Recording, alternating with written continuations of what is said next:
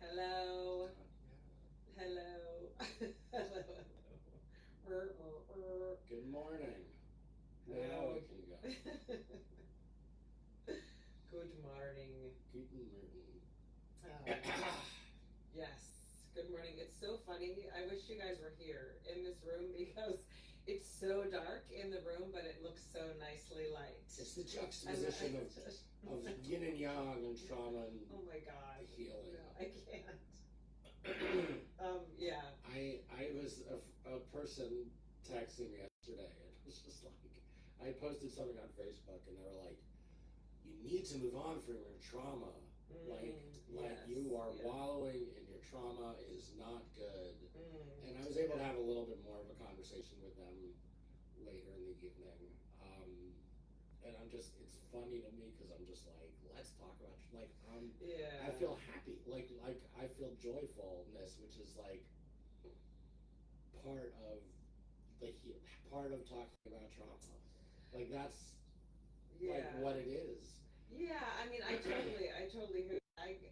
The thing that I get most often is, aren't you just tired of always, no, just always like going to the hardest feeling, or aren't you just tired of always kind of like working? Like everything is an opportunity for like, oh, let me, for inquiry or whatever. And I get that a lot of like, don't you just, and just like, I mean, I get it, but and I think there is, in some ways, there's a certain way where there's something there for me, because the reason that I was, and it has to do with the reason that I was like always looking. I was always looking from a place of trying to, it was connected to me wanting to be good and show that I'm a good spiritual person and I'm serious about the dream work, and like I'm committed and I'm, and stuff. And that's kind of where, and also I'm just a good student to like my teachers or whatever. And that wasn't great for me, but it was what was happening. And like I did learn a lot, through all that, through my like entire lifetime, of being a good student, of having that urgency push, trauma. For me, that was part of my, how I manage my trauma, was to be a really good student. And I did, in that simple way, I really did feel like that was a way that I got love, was like by, or, and both, and like, and also if I didn't do well, I felt like love would be taken away from me. So it was all about external validation. And so in that way, like that wasn't good, but in the end it's kind of funny because I learned a lot through all that, including the material that I needed to be learning, that actually, is is a is helpful, and necessary. And then doing all the trauma healing, then that makes me, um, different and kind of better, a better practitioner, certainly, like a better at, working with people in a different way, where I can do all the things like be curious and present and slow and quiet and not me, and be in the mystery without filling this time and space with words because I'm so uncomfortable. And so it's like a mix is what, so I understand what that person might be saying. Oh, I totally understand what they're. Yeah, I understand what they're saying. I appreciate you sharing your like perspective of it. It was really helpful for me to. It just opened up a lot. I mean, one of which was just sort of this wanting to be able to sort of acknowledge what this is that you and we are doing, which is because I had the same thing come up with somebody I was doing a podcast with before. They were like, okay, we're done just talking about trauma. What do we do about it? And I was, and it's just it's a different like I am in a different paradigm, which is I don't think that the two things are separate.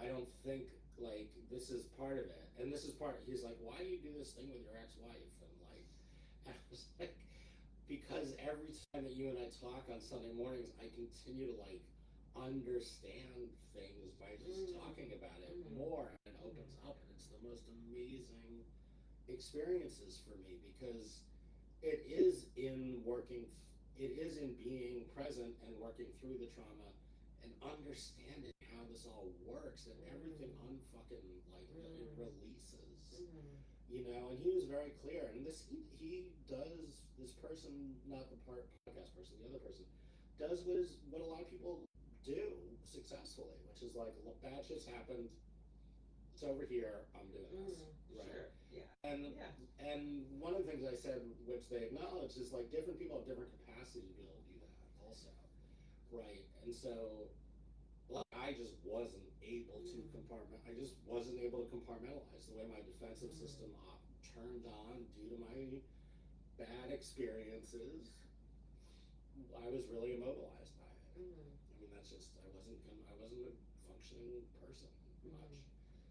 And above and beyond, I have this little part of me that's like, but if everybody did this, it would be so liberating for them also, because I started to come to believe that compartmentalization just, it may work, but there's more. There's always it's just like more. A band, like, you know, it's like yeah, it's a coping mechanism. Like I Wake and I went down to New York for a few days, and I was just talking to these two dear friends of mine about this experience at when we came down, they had a dinner party with a few members of their family. And 2 days later, there's now all this drama unfolding with these members of the family. And I was able to talk to these two friends of mine about this. Here's what I think is happening. And it felt really clear, and it made a lot of sense to them. And it was about how this other thing that I've kind of realized in the last 6 months to a year or so, or something that really rings true to me, is that like the human psyche only has so many ways of responding to hurt and protecting itself. And so it's not that people are stereotypical in their responses, because I don't like to just say, well, they're doing X, Y, or Z. But there's only so many ways that people respond. So in some ways you can sort of see that there's a pattern, even though I don't know these people all that well. I happen to have the dream of one of them, because one of the people involved told me a dream like a few years ago. So that's really helpful in terms of the context of what they're experiencing. But I could sort of see, just from spending a few hours with these folks, like, I wonder if this was what's going on. And I said that to them. And these are two wonderful folks who don't do trauma work, like, and they haven't needed to. I mean, at least that's my, I don't even really know, but it's like, it was just so interesting because, yes, I'm talking about trauma, but it was like so illuminating for them also to be like, because trauma, as I've talked about, is just, I talk about it simply as that something happened and our defensive systems turned on. And the defensive systems, again, only have so many ways of operating. And so you can sort of see when people are in their trauma, as I would put it, which I think is very different than most people think about when they think about trauma. It's like you can just see how they're defended. And how that defended often comes out as like an attack on the other or the self. And it's sort of like, that's what was going on. Somebody said something to somebody, and then they were like, da-da-da. And then my friend was like, she's gonna say something she regrets, because that's the pattern. And I was like, well, right, because this other person did this thing that went right into her wound. Like, it's so clear that these two other folks' traumas are just bumping into each other and creating the same old fucking pattern that they're living in. Right, which is what the Odyssey is about. So really go see us.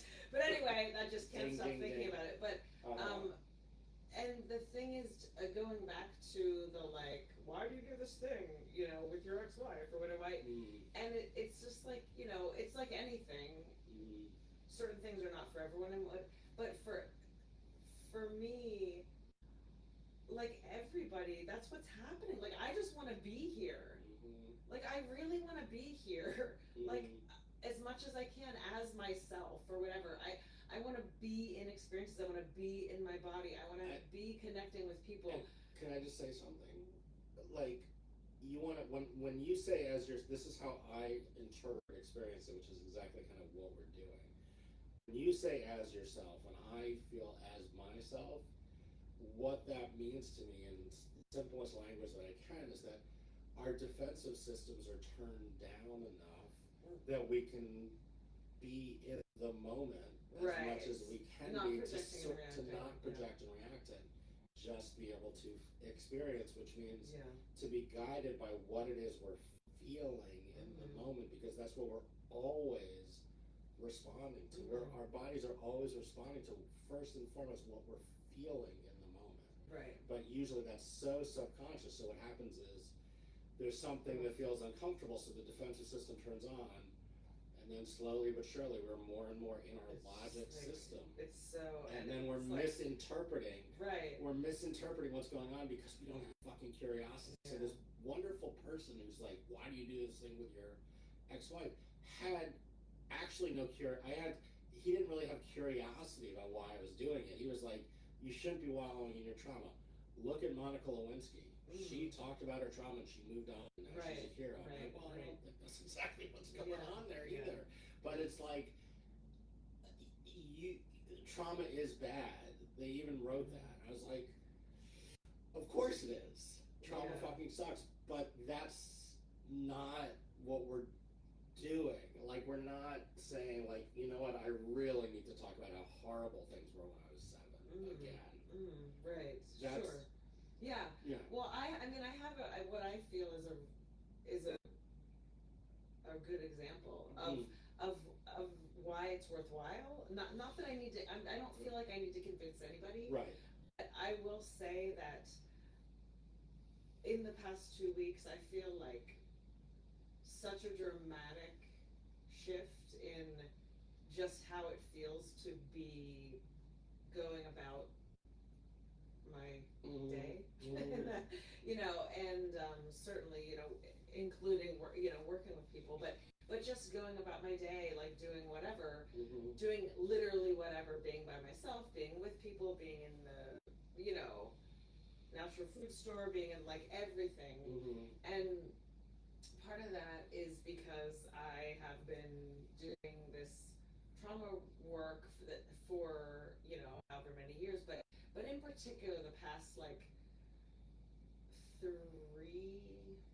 2 or 3 years, it's really been like, it's like specific in my body, but it's hard for me to, you know, to describe, but it feels very specific, like it's been working on this one thread, this one, like, it's like I think of the psyche, or you know, in the dreams, as like they're layers of like rock, like sedimentary rock, you know, like we learn in class in elementary school or whatever. And it's like the dreams bore down and you get to different layers of rock that are made of different things, and they're different colors and what. So I feel like it's been working on this one layer, you know, in particular, like blah, blah, blah, blah, blah, blah. And so that has led me to, you know, living by myself and making huge life changes. And part of what my dreams brought up somehow, because I went back and looked at my dreams and I was like, how did this even come up in session? It's like one of those magical things where you just don't ever know what's really going to come up. But I couldn't feel a direct link from my dreams to what came up. But it was this thing of like, and it was an example that I gave, like an association in my session, where I was like, I guess it's kind of like, when I fell into it, I was like, it's like, you know, it's like doing dishes. It's like in the restaurant, a place where I go to manage my trauma and have gone, and has been to the dish pit. Like, and I do dishes, it's very regulating, you know. But like when I'm going there, it is like I'm being chased by a million dementors. Like, it is like I am running for my life to that dish pit. I'm not joking. I'm not exaggerating. Because it feels safe, and it doesn't feel safe if you're not. I don't even know. Just that I know that when I'm going towards it, there is something at my back that is not real. That is trauma. That is just, you know, that is related to trauma and some sort of trauma reaction. my body being dysregulated, my defensive system is turned up. Mm-hmm.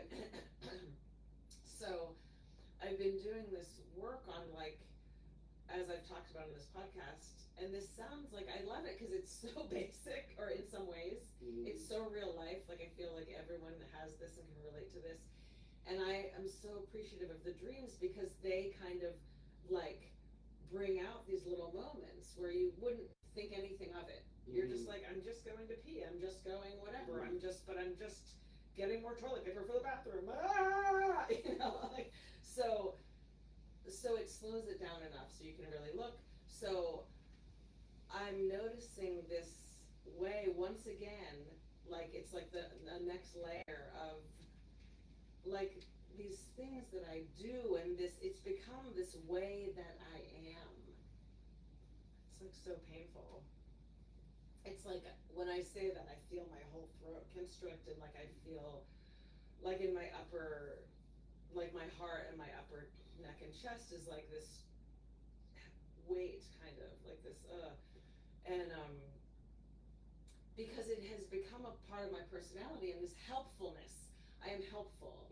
I'm good. I'm helpful. I'm very thoughtful. I'm so thoughtful.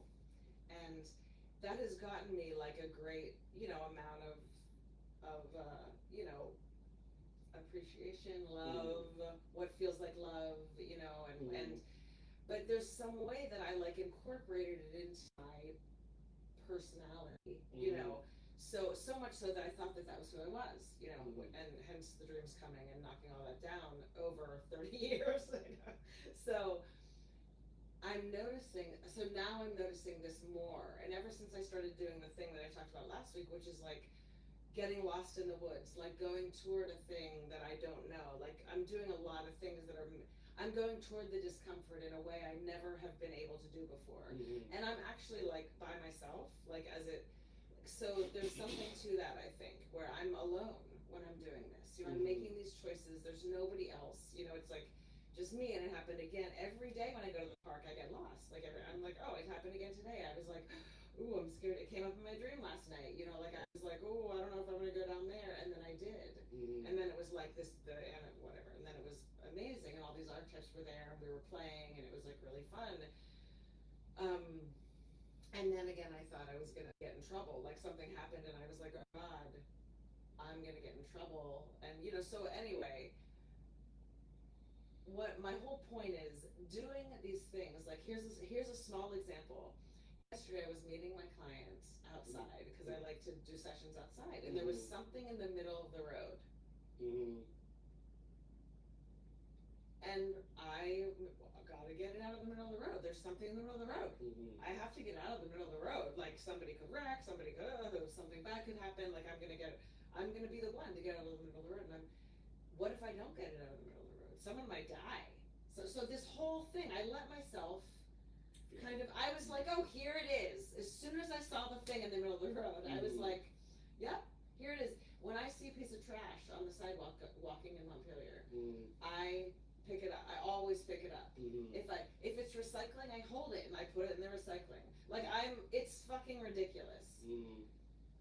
And I've just not been doing that. And it is wild. It's wild because I do feel like something is really happening. Like, the more I don't do it, the more I stop. I acknowledge all of the energy. I really notice all the energy that's truly going toward that. And I just, take a breath, and I just let it, I stand in it, and then I just walk away. And it is changing the way I feel in the world, everywhere. It truly is. And so for me, I don't know if it would be that way for everyone, but man, is it cool. It is so cool. And so it's really, it's just like, I feel like free, it's, again, freedom has been like I feel really free. Like, the past 2 years, I've not felt that at all. And and the more I do this, the more it's like another level of, like, everything is not my responsibility. I mean, there's so many, like, offshoots of the why of this. There's the trauma piece, but also there's like looking at my life and my childhood and the house where I grew up. I'm now making all these connections where I'm like, whoa, Right. I didn't get this there, so I was doing this instead. Right. Like I I didn't felt, get this, so I did this instead. yeah, It's like what trauma. That's yeah, such a wonderful way of. And now instead of doing this thing instead, you're doing something else, so you're not responding to this thing that right, happened. right, Now, this thing that happened in the past is changing right, because it's right, not in your body as much anymore. right, Yeah. right. Yeah. I can I. Yeah, yeah. What? So I titled our today's oh shit. New York is different, and it's interesting as you're talking because I'm feeling how the trauma of my childhood, which was feeling mostly really scared for a number of reasons, my dad, my mother being really anxious, and also just not being attuned to, like my parents were pretty unable to just nurture and say things are going to be okay, right? Like, so I just Yeah. kind of felt that. And I had this really interesting growing up, which was I grew up in New York City in the fucking 70s and 80s, which was a terrifying place to be, like, without question.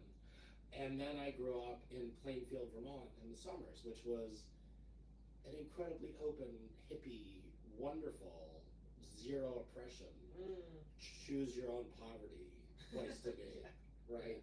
Yeah. And I mentioned to you in Wake, I texted you guys like a month ago or so at the beginning of summer, like summer feels so oppressive to me. Summer in Vermont feels so oppressive to me. So like a day with nothing to do that is above 70 degrees, my body goes like has up until very recently started to shut down because my experience of that was these open-ended, unstructured days by myself with this dad who could get angry at any moment and this mom who was always like this, even though she didn't seem like she was like this all the time, spinning out and not being able to provide any sort of basic anything. It was like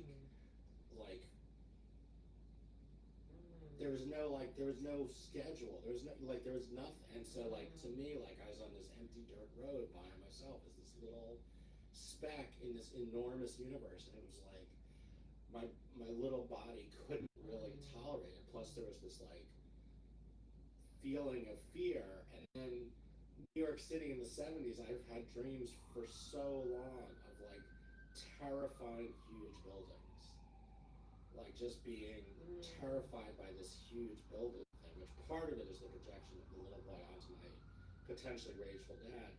But it's also like growing up in fucking New York, which again, there's like, especially in that time, and we joke about this, I just was hanging out with some of my old friends, like, our parents were just like, New York City is your playground.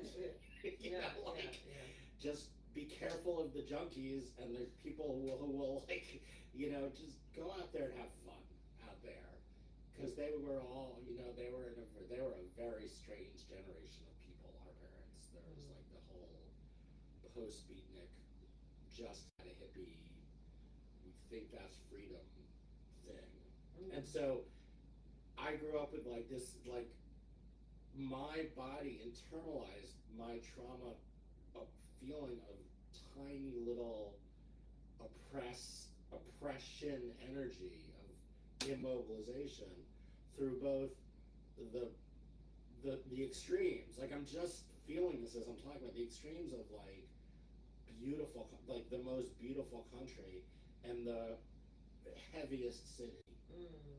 And so it was amazing because I'm feeling by far the least amount of trauma and reactivity in my body than I ever have. And I'm able to be in Vermont in the summer, and I'm so excited about being here. Like, it's so profound and it's hard to articulate, but it was nearly impossible for me to spend time by myself up until fairly recently, because I just would feel this energy of like not being able to move and not being able to even figure out what I wanted to do. And now I don't really want to do anything. Like I don't have like, oh, I need to do X, Y, or Z. My agenda can be really open. I just feel so at ease and at peace internally in myself, so I'm like able to now experience Vermont, and it's just so fucking gorgeous here. Everywhere I look, it's like so gorgeous, and almost every day I go to the pond, and it's like I can't even believe I live in like a place where I can be in all its beauty, and there's like three other people around, like there's that. And then I went down to New York City because Wake, our son, had his orientation at Pace University in fucking downtown Manhattan, which was the reason that zoning law started. Because at the turn of the century in downtown Manhattan, which is where New York was being formed, they just started building huge fucking buildings with no zoning, and so you have these tiny little streets with these huge buildings, and like sunlight can't even get to the street. And then they're like, oh, this we can't really do this. Like, it's going to be a city of darkness. And so downtown New York is a very unusual place because it was the first skyscraper place, and it's like that was like they realized that this was a way that they can't do it. They didn't know that until they did it. So like downtown Manhattan by the Brooklyn Bridge is like these tiny little cobblestone streets with these huge buildings, and that's where Wake's going to college. And it was so much fun to be there in a way that I've never quite experienced before, which was like instead of the city feeling like overwhelming, and I'm even feeling there's no way this is good for anybody's central nervous system. I just felt. I mean, I don't think I would be able to live there, but it felt vibrant. It felt vibrant, and I was able to meet up with this friend of mine, kind of more of an acquaintance guy who I've known for a really long time. But he happened to see that I was in town, and he lives up in Harlem on 139th Street in this gorgeous, gorgeous, tree-lined, beautiful streets, and it was like I could live here. And it was so vibrant because it was so fucking culturally diverse, which was awesome. The awesome thing about going to Pace is like Wake is sitting at this table with like Sesame Street. It's like all these different kids of color and all like women and trans and like everything. And what I felt that was like, oh my god, this is what we're fucking. The point is that we're missing that. The more diverse it gets, the more everyone fucking relaxes. Oh, that's interesting. There's like because you're just like it's so diverse that there's no tribalism. Well, you're saying that, yeah. I'm saying that as I was experiencing it through a lens with less trauma. So like there's that, of course, because who knows what other people's individual experiences of it are. But there's something, and this is like a Brooklyn thing, and like a New York City thing. And I know I'm oversimplifying it, but it did feel like that melting pot thing of like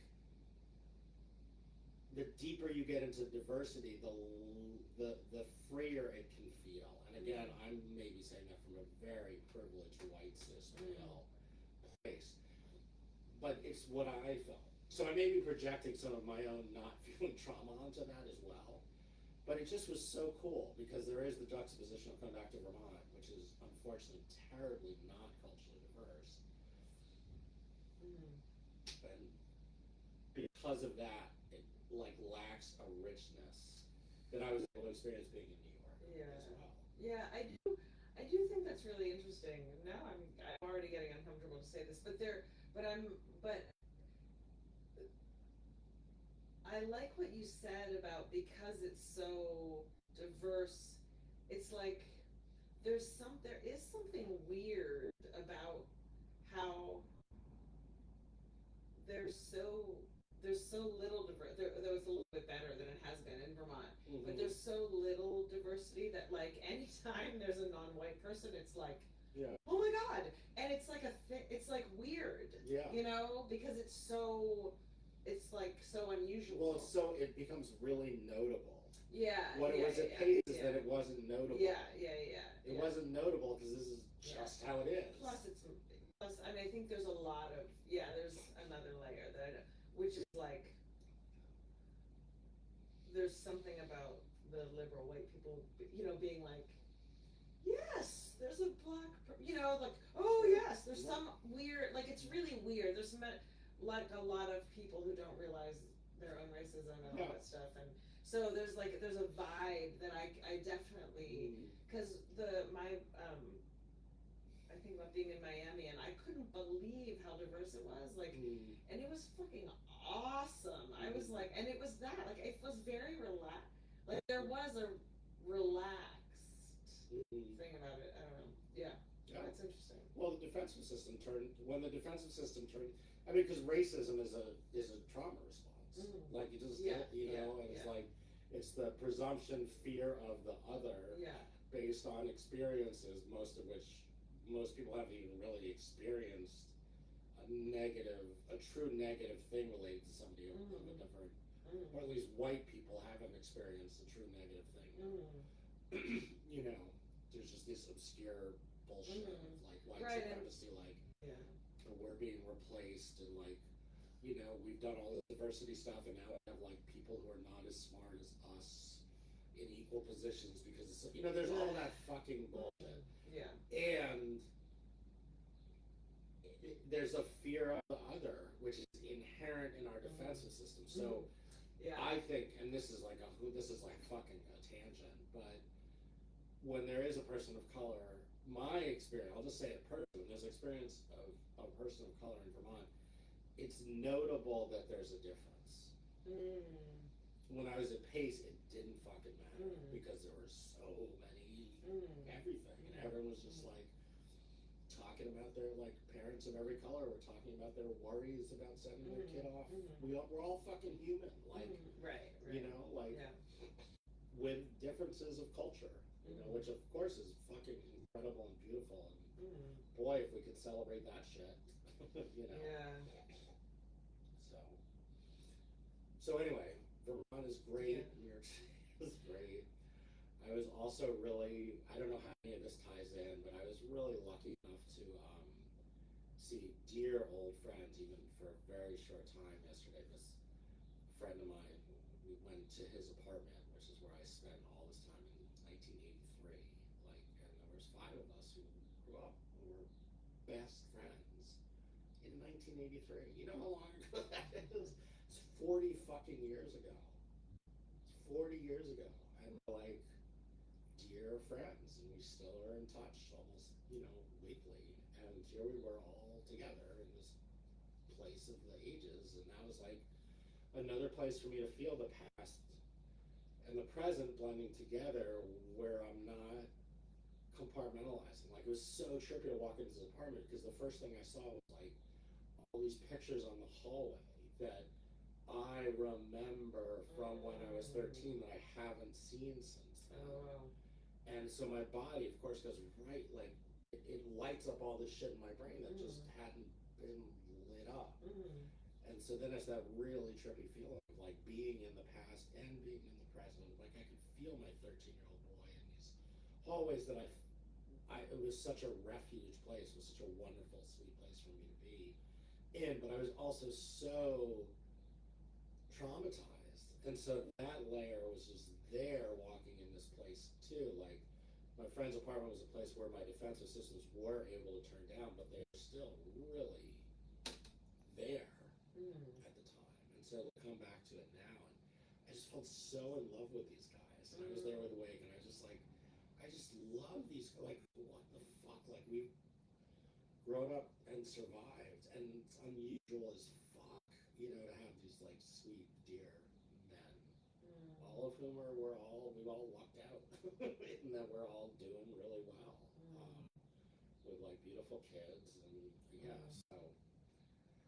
so I'm feeling it, and how this relates to my dreams, I'm not super sure, but part of it is a big place of like letting go of effort, of recognizing like my defensive response of trying, which is simply like being in my car trying to drive up this hill rather than just being in the water with the animals. And it's like, it's become sort of in some ways as simple as that if I'm feeling effort, I'm in trauma, for me. Like, which is different than feeling in the flow of doing things. But if I'm like, I gotta get up this hill. I can stop and just be in the fucking water. And it may not get to, I'm not going to get to less stuff because even when I'm putting in effort, I'm not getting to much anyway. But I just feel so loved in the water with this animus man. And then, like, more recently, my dreams were sort of the animus showed up as this other kind of figure, but it didn't feel like an animus. It felt like someone who was like, I was feeling really uncomfortable around, and they weren't really getting up and doing stuff, and I just felt all this sort of like pressure, and I can feel like the the subtler, deeper strands of the pull of lack of energy, right? So part of it is I was really scared. You know, a lot of it has to do with the projection onto my dad. I was really scared because he was like a rageful guy. But under that, he was a very frozen person. And so that feels to me like another layer of healing is like I'm unfreezing.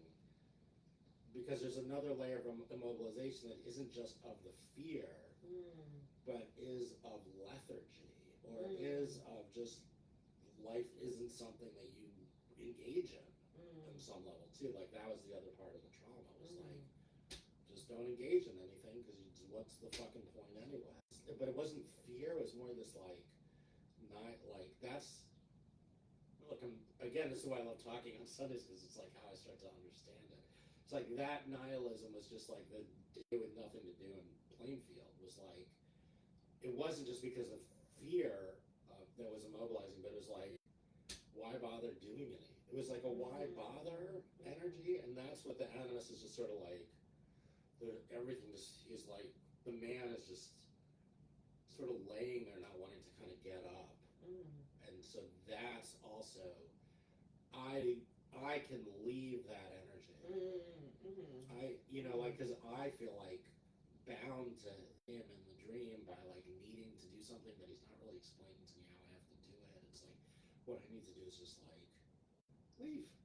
I don't know what, but I don't, it's not leaving to another thing. It was leaving. So I don't even know what the fuck that is. But I'm so clear now. That's like what going to New York was like. I'm just leaving to this like, this energy. Because New York can be two things. It can be unbelievably overwhelming and like, or it can be like, holy shit, there's more here than any other workplace in the fucking world. And it's extremes. It's extreme poverty, it's extreme wealth, but it's like also this grit of like everybody's doing their fucking thing, regardless of their social strata and all that shit. You know, there's not like a it's almost like there's not really like, there is like a caste system, capitalist energy there, but within those layers, like people are like fucking New Yorkers too. It's hard to describe exactly, but yeah, I don't know. I can't relate because I don't know that, but everybody I know who's from New York has that, including people who, you know, haven't been there in 40 years, and, you know, and all that stuff. One thing I'll articulate about it, and this isn't exactly related to what I just said, but one of the things I loved about being at Page was like, I felt this New York energy of like, just, we know what the fuck we're doing, like, we're not polite, like, we're not nice, we're just gonna say, this is what's happening.